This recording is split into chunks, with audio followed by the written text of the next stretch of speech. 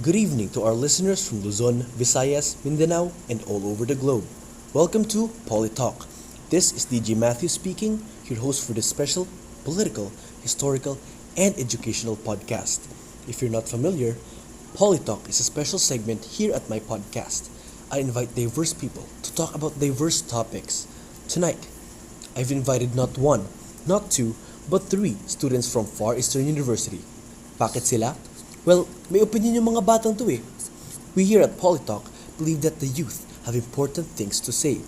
And tonight, we are going to focus our talk on the Rwandan massacre of 1994. Parang boring ano? Well, sa simula lang yan. At the end of this segment, who knows? You guys might change your minds. Lalo na napakatalino at napakagaling ng mga guests natin ngayon. So of course, I'm assuming a lot of you people at home are not familiar with our chosen topic. Well, your DJ Matthew is here to give you a very special rundown. Alright, the 1994 Rwandan Massacre. Here we go.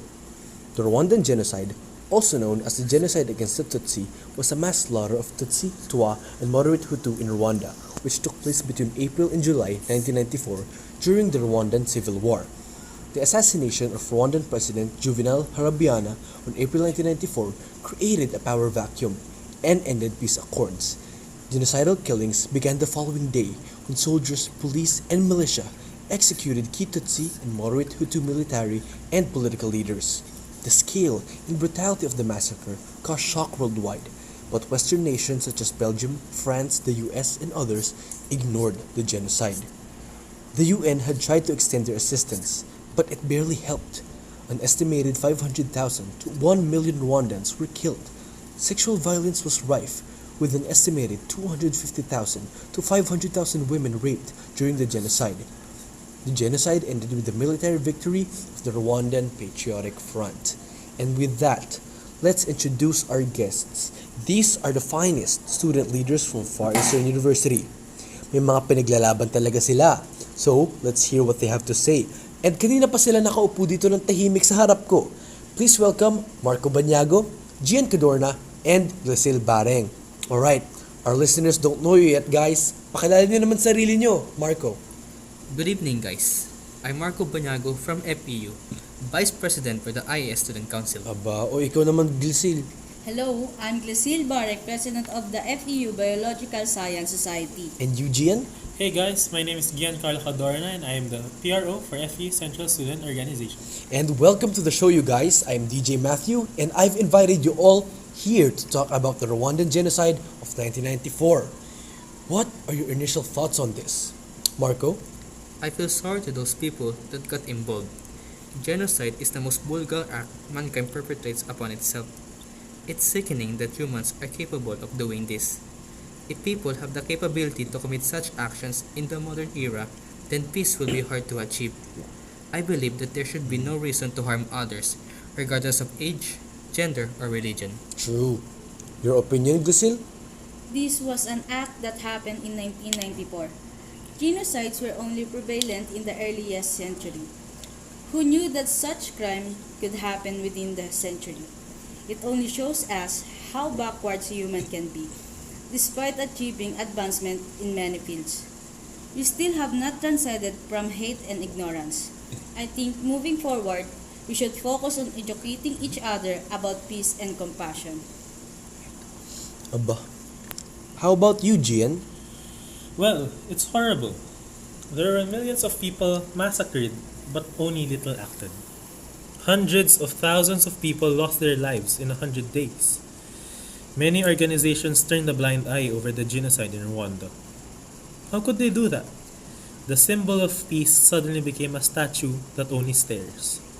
Ask myself, when will we achieve for world peace? That I don't know, but we can strive for it. We can start by acting. We can start by caring. And we can start to put our perspectives in the eyes of these victims. Aba. These kids are really insightful, ah. I guess we can go ahead with the brunt of the questions. But of course, after looking at Rwanda from 1994, we have to look at the state of the Philippines this 2019. Alam natin na maraming problema na katulad nito yung umiral sa bansa, di ba? So, Marco, let me ask you this. What is the significance of discussing this issue? If you don't know, the UN designated April 7 to be the International Day of Reflection on the Genocide in Rwanda. The events of 1994 still need a reflection even up to this day. It reminds us that ignorance has a big risk to others and to ourselves. When we create ignorance and foster indifference instead of diversity, it can lead to something dangerous. These events need to be remembered so we'll know how to act when another genocide comes. In the Philippines, there is something similar to genocide going on. These are the Extrajudicial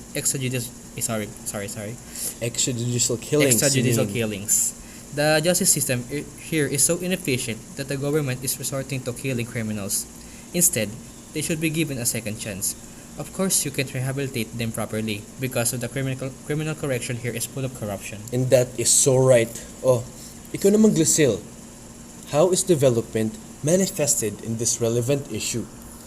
As we know, development has two sides. There is a positive and there's a negative kind of development. The genocide of Rwanda scarred its people, but they continue to rebuild up to this day. They took baby steps to become a better nation. They don't put emphasis on the Hutu and Tutsi tribes, choosing to be united Rwandas instead. The current government of Rwanda has advanced women's rights, economic development, and healthcare. This is the positive development. Positive development. Yes, sorry. Positive development coming into play. However, there are critics to Rwanda current administration. They say that progress has been marred by the government's authoritarian grip. Many government critics and opposition members were killed. This is a backtracking. This is negative development. That's how development is manifested in this issue. We can only hope that Rwanda stay on the right track and not repeat their bloody history. That's a lot to think about, and it's so right. But it's your time to shine now, Gian. How is this topic connected to every Filipino? Well, now more than ever, this topic is so important for Filipinos to know about. It serves as a reminder to not repeat the mistakes of history. As student leaders, we want the youth to be educated on matters like this. Genocide happened in Rwanda in 1994. Like Marco said, extrajudicial killings is happening now. It's a silent, slow form of genocide. Police are ordered to shoot assumed criminals. They decide who the criminals are without legal basis. Let us not forget the victims of these killings. It is connected to every Filipino because the future of our country is at stake. We will never achieve progress if we allow these injustices to happen. We need to open our eyes and take action.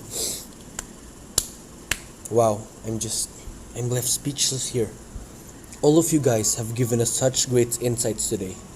Ngayon, mga nakikinig dyan, you've heard how significant this topic is to Rwandans and to Filipinos.